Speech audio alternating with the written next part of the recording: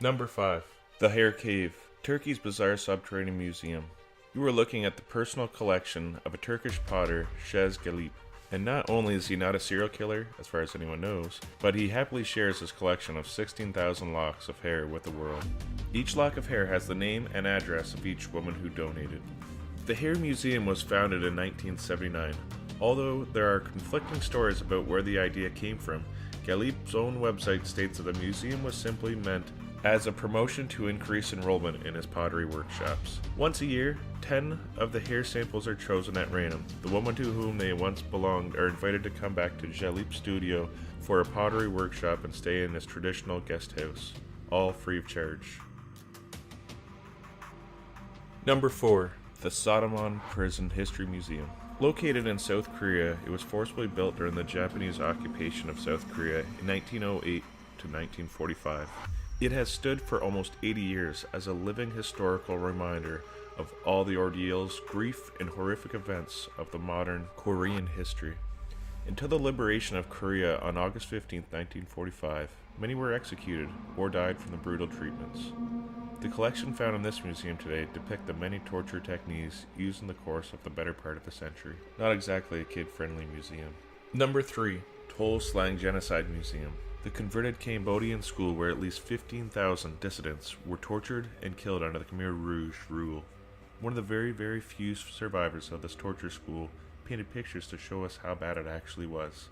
This museum has now taken those paintings and put them right alongside the actual torture devices that were depicted within them. But there's also photographs of the last victims as well, who died in the hours before Khmer Rouge fled the building. So picture walking into a bare room and seeing a rusty bed frame. Then you look up to see the photograph of that last person who died chained to this actual bed. Most museums that depict these atrocities that happen within will typically display belongings and suitcases of the victims. The Tol Slang Museum uses actual skulls of the victims that died within the walls, displayed all around the museum in various art pieces. Number 2.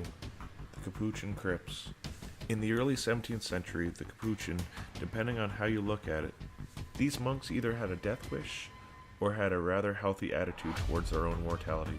The skeletons of around 4,000 Capuchin friars were arranged in each section into scenes and works of art.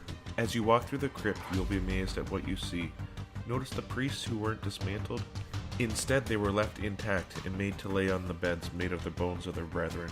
As you enter the crypt is a clever message that reads, "What you are now, we used to be. What we are now, you will be." Number 1. The Museum of Death, Los Angeles, California, USA. Housing the largest collection of artwork that was created by serial killers. This creepy museum of death in Los Angeles is sure to get under even a tough person's skin and into their subconscious. Since the first opening in 1995, the 45-minute self-guided tour now begins with the serial killer artwork, the world's largest collection, and memorabilia including a vomit-stained shirt one killer wore when he was electrocuted. Photos of actual grisly crime scenes and the autopsies that followed them are not for the weak stomach. This museum even showcases gruesome car accidents that will make you hesitant on driving again. To top it off, there are rooms filled with funeral paraphernalia, embalming instruments, and execution photos, graphically highlighting various murder cases, and a room strictly centering the death by suicide. Still not frightened after seeing all of this?